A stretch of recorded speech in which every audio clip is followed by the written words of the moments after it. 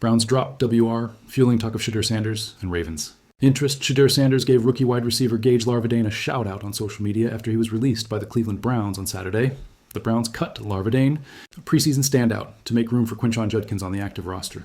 Judkins is expected to make his debut on Sunday against the Baltimore Ravens. Sanders, Cleveland's number 3 quarterback, spent a lot of time in the preseason working with Larvadain, and the two built a friendship.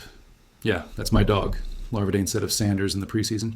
"I mean, he cool, man. He's just somebody that people just gravitate to just naturally, you know what I mean? And as quarterback and receiver, it's kind of one of those things, especially when we train the off-season. It's kind of hard to be a receiver and train by yourself. You need somebody to throw the ball to you. It's kind of hard for him to train throwing the ball with no one to catch it, so it was just a perfect match." After the news of Larvadain being let go, Sanders posted a photo of them together on social media for his 2.5 million followers. Gage Larvadain can return to Browns practice. Squad Larvadain is an undrafted free agent out of South Carolina.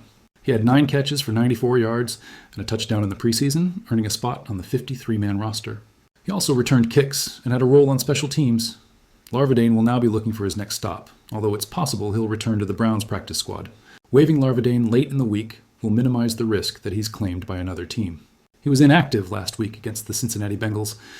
Larvadain made an impression during his time in Cleveland, with Browns coach Kevin Stefanski singing his praises after he made the initial roster.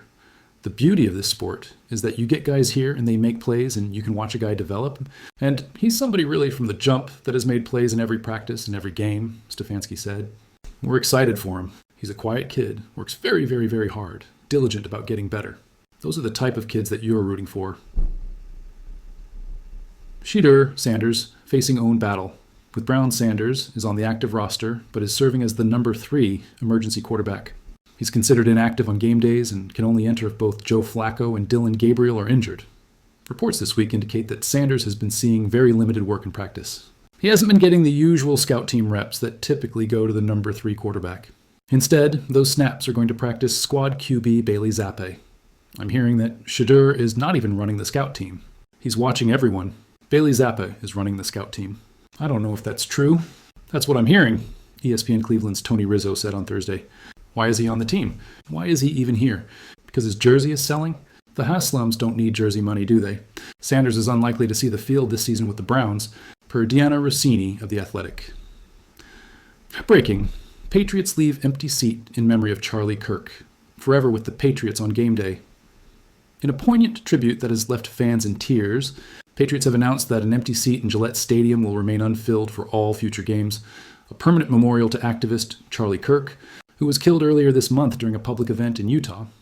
The symbolic gesture, unveiled ahead of this weekend's matchup, has struck a deep emotional chord with Patriots Nation, blending the traditions of professional football with a timeless reminder of loyalty, legacy, and remembrance.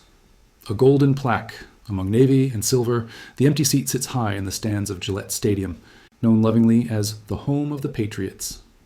While the surrounding sections swell with cheering fans each game day, this particular spot will remain untouched. On the backrest, a golden plaque glistens under the stadium lights, engraved with the words, "Forever with the Patriots, Charlie Kirk," the seat. According to Patriots Athletics Director Ross Bjork, is meant to serve as both a tribute and a reminder. Charlie Kirk was more than a spectator, Bjork said. He was part of the energy, the passion, and the family that make Patriots football what it is. We wanted to ensure that his memory will always be present here, on game day and beyond. A gesture that stunned the crowd, the announcement was made in front of a packed crowd at a memorial ceremony held inside the stadium. As the cover was pulled back to reveal the plaque, silence fell across the arena. Then slowly, fans began to rise to their feet in applause.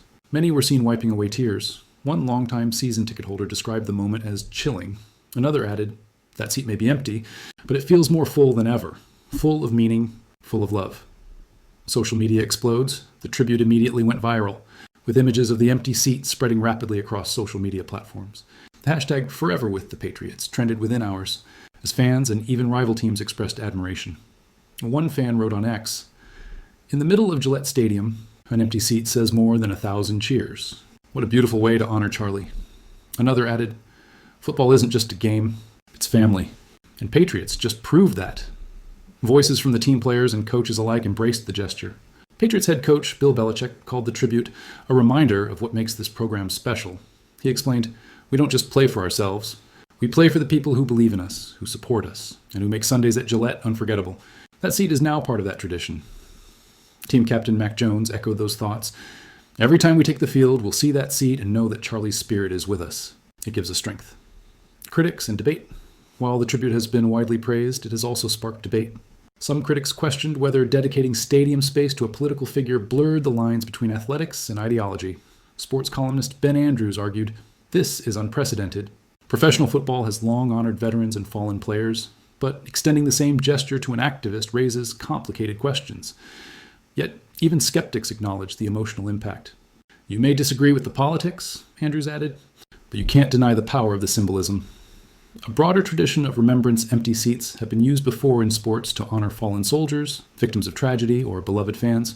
But Patriots' gesture, specifically naming Charlie Kirk, represents a unique merging of political and cultural remembrance with athletic tradition.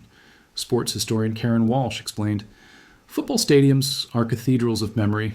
By leaving a seat empty for Charlie Kirk, Patriots have placed him among the enduring symbols of loyalty, sacrifice, and belonging."